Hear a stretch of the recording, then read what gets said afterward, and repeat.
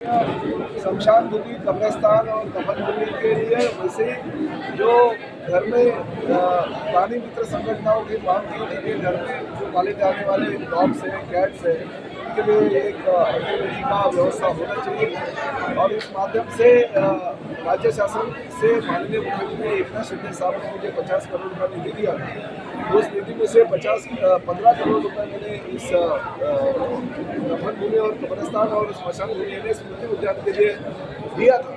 मगर इन लोग परिसर में रहने वाले बहुत सारे सोसाइटियों ने, बहुत सारे नागरिकों ने डिमांड की थी कि हमारे घर के सामने ये जो स्मृति उद्यान है वो हो रहे, जो शमशान भूमि वो हो रही है, हमारा इसके लिए विरोध है। बहुत आंदोलन चल रहा है, लोगों ने मतदान के ऊपर बहिष्कार करने का निर्णय लिया था। तो लोक प्रतिनिधि के तौर पर मैं पिछले 15 सालों से इस शहर का प्रतिनिधित्व कर रहा हूँ और ऐसे वक्त अगर लोक भावना की कदर करना या उनका आदर करना मैं मेरा कर्तव्य समझता हूँ। लोगों को जो चीज़ चाहिए वो तो देनी चाहिए और लोगों का अगर विरोध होना तो बिल्कुल नहीं करना चाहिए, ऐसा मैं मेरा धर्म समझता हूँ।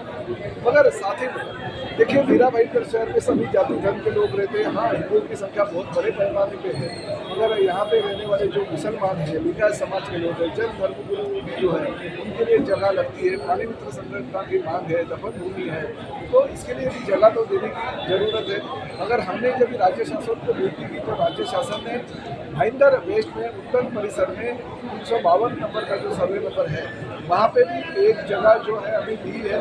तो वो जगह भी बड़ी है, तो जो हमारे बाकी के समाज के लोग हैं उनके लिए वो जगह पर्याप्त है। इसलिए यहाँ का जो निधि है, जो भी नागरिक बस्ती है, वो जो 352 नंबर का जो सर्वे नंबर है वो नागरिक बस्ती के बाहर है। तो ये जो निधि है इसमें से कुछ निधि वहाँ पे वर्क किया जाएगा ताकि लोगों की सुविधा जो है सुविधा हो सके। एक बात है कि जगह थोड़ा नागरिक बस्ती से बाहर शहर के कोने में है, मगर ठीक है, सुविधा जो है सुविधा कहीं पे भी हो लोगों को मिलनी चाहिए, ये मत मैं व्यक्त करता हूँ। क्योंकि हमारे पास बहुत सारे समाज के लोग आए थे तो उनका जो कहना है वो भी हमें लोक प्रतिनिधि के तौर पर मानना पड़ेगा।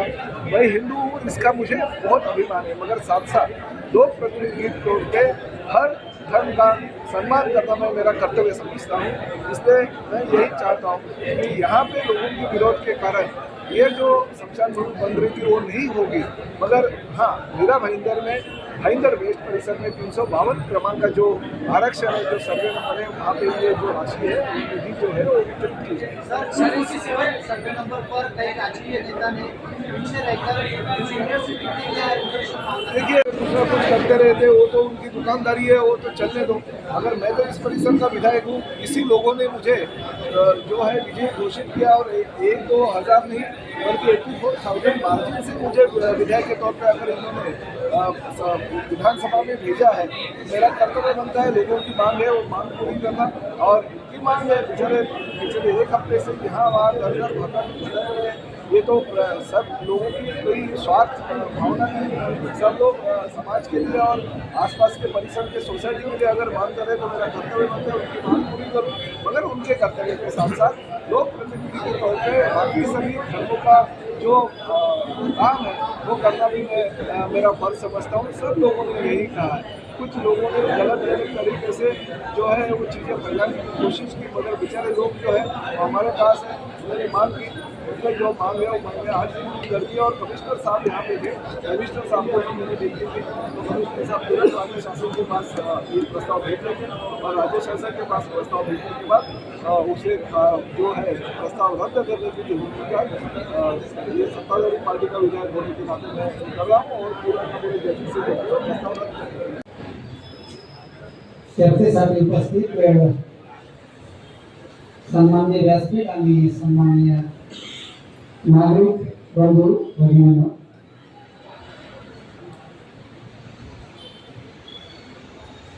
दो चीजें मैं आपके सामने रखूंगा। पहली चीज यह है कि जो रेजोल्यूशन नंबर 247 है, ये प्रपोज है और गवर्नमेंट के पास अभी पेंडिंग है और सम्माननीय विधायक श्री उत्तराखंड संजय साहब ने इस निवेदन के माध्यम से ये अन्य जगह पर शिफ्ट करने के लिए विनती की है और इनका निवेदन मैं शासन के पास निश्चित तौर पे भेजूंगा।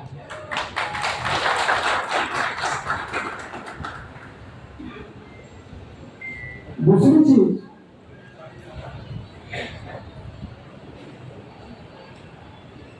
इस काम के लिए जो सम्मानित जिलाधिकारी इन्होंने मंजूरी दी है, उसके लिए शासन ने जो निधि दिया था वो निधि भी डायवर्ट करने की जो मांग इस निवेदन में सम्माननीय विधायक सरनाईक साहब ने रखी है, वो भी मैं जिलाधिकारी महोदय से अवगत कराऊंगा, शासन को भेजूंगा और शासन इस मसले में जो भी निर्णय लेगी वो हम पर बंधनकारक रहेगा। तीसरी चीज, यहाँ पर अभी इस जमीन का हस्तांतरण, जबकि ये शासकीय जमीन है, महापालिका को हुआ है, तो वहाँ उसकी रक्षा करने के लिए हमें जो अनुमति दी थी वही काम वहाँ हम करेंगे, अन्य काम नहीं करेंगे। ये भी मैं आपके सामने रखता हूँ।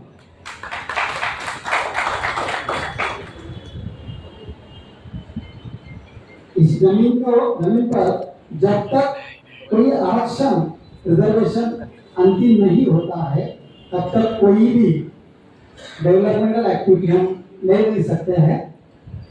और सम्माननीय सरनाईक साहब ने आपको आश्वस्त किया है कि ये आरक्षण चेंज करने के लिए और गवर्नमेंट के पास अपना पक्ष और अपना बाजू रख के कर देंगे। मुझे उम्मीद है कि ये चीज हम जैसा सोच रहे हैं, हम जैसा सुन रहे हैं, शायद आगे बढ़े।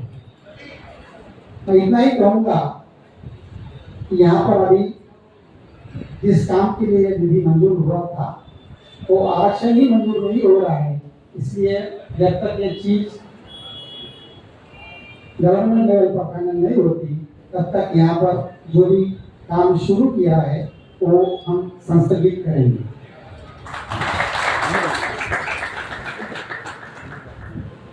मुझे उम्मीद है कि जो जनभावना है ये मेरे दफ्तर में भी पहुंची थी।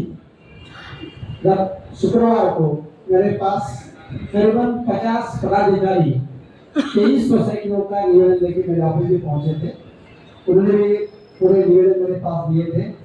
सम्माननीय सरनाईक साहब ने भी मुझे बोला है कि साहब आज यहाँ पर लोग आने वाले हैं और आप यहाँ आ जाएंगे तो ये मसला वंश फॉर ऑल सेटल हो जाएगा। और जिस ढंग से इस शहर में विकास कार्य के लिए महापालिका प्रतिबद्ध है, उस विकास कार्य को महापालिका निश्चित तौर पर आगे बढ़ाएगी। और जो चीज सामने आ रही है जिसमें जनभावना का सम्मान करना जनप्रतिनिधि बोल के उनका कर्तव्य है, उनका हक है। और एक प्रशासक के नाते इस जनभावना को समझ लेना, उसको भाप लेना और आगे बढ़ाना हमारा भी फर्ज बनता है। तो इस फर्ज में हम मिलकर काम करेंगे। धन्यवाद।